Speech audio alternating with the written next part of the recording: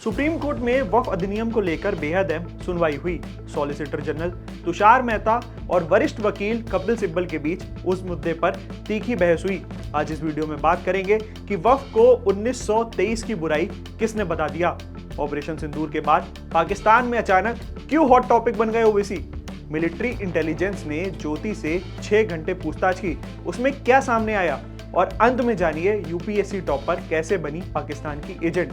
तो चलिए खबरों का सिलसिला शुरू करते हैं। नमस्कार, मेरा नाम है अंश कपूर, आप देख रहे हैं इंडिया एट 9। आज की पहली खबर का रुख करते हैं। वक्फ को 1923 की बुराई किसने बता दिया। सुप्रीम कोर्ट में वक्फ अधिनियम को लेकर बेहद अहम सुनवाई चल रही थी। सॉलिसिटर जनरल तुषार मेहता और वरिष्ठ वकील कपिल सिब्बल के बीच इस मुद्दे पर तीखी बहस हुई। बुधवार को सॉलिसिटर जनरल तुषार मेहता ने सरकार का पक्ष रखा। सॉलिसिटर जनरल मेहता ने आज के तर्क में विशेष रूप से इस बात पर जोर दिया कि वक्फ संशोधन अधिनियम को लेकर झूठी कहानियां फैलाई जा रही हैं। एसजी तुषार मेहता ने अदालत को बताया कि 1923, 1954 और 1995 वक्फ अधिनियम में स्पष्ट रूप से यह प्रावधान था कि कोई भी व्यक्ति वक्फ संपत्ति या पंजीकरण करा सकता है। इसके लिए किसी भी दस्तावेज अनिवार्य नहीं होंगे। उन्होंने यह भी कहा कि यह झूठ फैलाया जा रहा है कि अब लोगों की संपत्ति के दस्तावेज देने होंगे या वक्फ पर जबरन कब्जा हो जाएगा।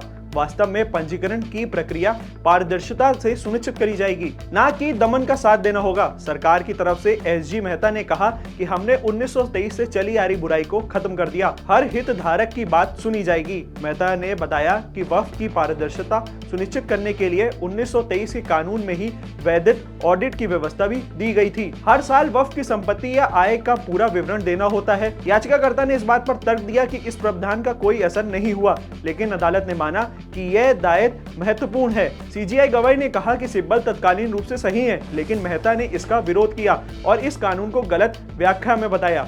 एसजी मेहता ने आज के तर्क में विशेष रूप से इस बात पर जोर दिया कि वक्फ संशोधन अधिनियम को लेकर झूठी कहानियां फैलाई जा रही हैं, जैसे कि सामूहिक कब्जे या दस्तावेज की अनिवार्यता के बारे में। उन्होंने कहा कि राज्य 140 करोड़ नागरिकों की ओर से सार्वजनिक संपत्ति का संरक्षण है। यह सरकार की जिम्मेदारी है कि किसी भी धार्मिक संस्थान को गैर कानूनी लाभ ना मिले और सार्वजनिक संस्थाओं का दुरुपयोग रोका जा सके। ये कानून संतुलन बनाने की कोशिश है, न कि हस्तक्षेप। आज की दूसरी खबर का रुख करते हैं। ऑपरेशन सिंदूर के बाद पाकिस्तान में अचानक हॉट टॉपिक ओवैसी कैसे बन गए। पाकिस्तान में इन दिनों राफेल और S-400 के अलावा अगर तीसरा किसी नाम की चर्चा हो रही है तो वो नाम है असदुद्दीन ओवैसी का। लेकिन मुसलमान होने की वजह से असदुद्दीन ओवैसी की तारीफ नहीं की जा रही, बल्कि पाकिस्तान उन्हें टारगेट कर रहा है। मगर सवाल है कि क्यों। दरअसल पाकिस्तानियों को उम्मीद थी कि पहलगाम का गुनाह करने के बाद ओवैसी पाकिस्तान का साथ देंगे, मगर ओवैसी ने जिस तरह पाकिस्तान मुर्दाबाद के नारे लगाए, उससे पाकिस्तान बुरी तरह तिलमिला उठा है। पाकिस्तान के मौलवी जो आज असदुद्दीन ओवैसी के खिलाफ जहर उगल रहे हैं, वो कल तक ओवैसी की तारीफ के कसीदे पढ़ते थे, वे आज ओवैसी को कोस रहे हैं। दरअसल पहलगाम नरसंहार के बाद ओवैसी ने पाकिस्तान मुर्दाबाद के नारे लगाए थे। असल में पाकिस्तान में इन नापाक मौलवियों को इस बात की दिक्कत हो रही है कि ओवैसी अपने राष्ट्र के साथ क्यों खड़े हैं, मजहब के नाम पर किए गए पाकिस्तान के गुनाह के भागीदारी क्यों नहीं बन रहे। सीधे और साफ शब्दों में कहें तो पाकिस्तान के ये मौलवी ओवैसी को अपनी पार्टी में मिलाना चाहते थे। देश के अलग अलग मुद्दों को लेकर ओवैसी और सरकार के बीच में मतभेद हो सकता है, मगर जब भी राष्ट्र की बात आती है तो ओवैसी सबसे आगे खड़े होते हैं। बस यही बात पाकिस्तानियों के सीने में शूल बनकर चुभ रही है। दरअसल पाकिस्तान के इन मौलवियों को दिक्कत इस बात से है कि कुरान और इस्लाम के नाम पे ये उल्टी सीधी पट्टी जो अपनी आवाम को पढ़ाते हैं, ओवैसी उसका सच लोगों के सामने ले आते हैं, जिससे मजहब के नाम पे खून बहने वाले एक्सपोज हो जाते हैं। बता दें कि ओवैसी उन चुनिंदा मुसलमान नेताओं में से हैं जो वक्त वक्त पर पाकिस्तान को जलील करते रहते हैं। बावजूद इसके पाकिस्तान इनसे सबक नहीं सीखता और इस बार तो उसने आगे बढ़कर के ओवैसी के खिलाफ ही जहर उगलने की कोशिश की। वैसे पाकिस्तानी तारीफ तो गीतकार जावेद अख्तर की भी खूब करते हैं, मगर जानते हैं उन्होंने क्या कहा।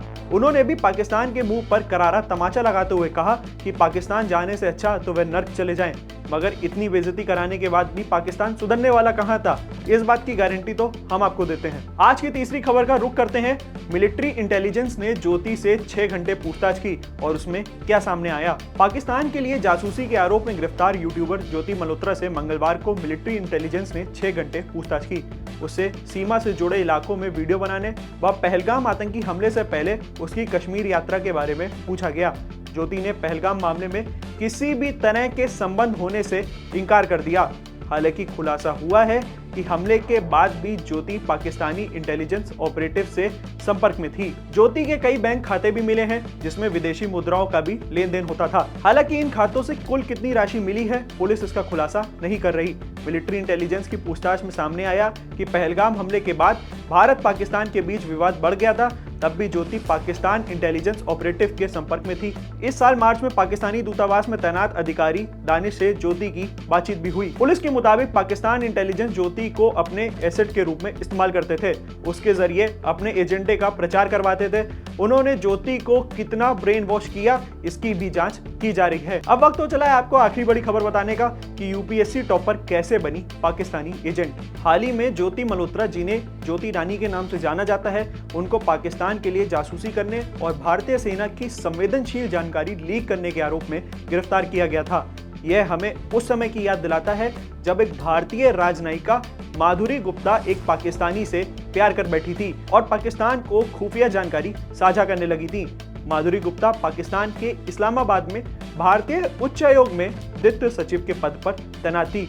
उनका काम पाकिस्तानी मीडिया का विश्लेषण करना था और उन्हें वापस दिल्ली भेजना था। माधुरी ने 27 साल तक देश की सेवा की और किसी को यकीन नहीं हुआ कि उन्हें जासूसी का दोषी ठहराया जाएगा। 26/11 मुंबई हमले के 1.5 साल बाद भारतीय खुफिया ब्यूरो के तत्कालीन निदेशक राजीव माथुर को चौंकाने वाली जानकारी मिली कि इस्लामाबाद में भारतीय उच्चायोग का एक व्यक्ति पाकिस्तान के लिए जासूस बन गया है और वह भारत के बारे में कुछ गंभीर जानकारी पाकिस्तान के आईएसआई एजेंट को लीक कर रहा है। यह कोई और नहीं बल्कि माधुरी गुप्ता थी, जो उस समय रेडार पे आई। खुफिया एजेंसी ने 2010 की शुरुआत में उस पर कड़ी नजर रखी। माधुरी के बारे में चौंकाने वाली जानकारी की पुष्टि करने के लिए एक गुप्त मिशन शुरू किया गया और उसे जानबूझकर गलत जानकारियां दी गईं। लेकिन माधुरी गुप्ता ने यह कदम क्यों उठाया? जांच के बाद पता चला कि माधुरी ने प्यार के कारण यह कठोर कदम उठाया। दरअसल उन्हें जमशेद या जिम नामक एक पाकिस्तानी व्यक्ति से प्यार हो गया था। पता चला कि जिम आईएसआई के लिए काम कर रहा है। जब माधुरी प्यार में थी तो उनका पाकिस्तानी प्रेम यानी भेष के आईएसआई रूप में जासूस निकला और जानकारी की तलाश में माधुरी के पीछे लग गया।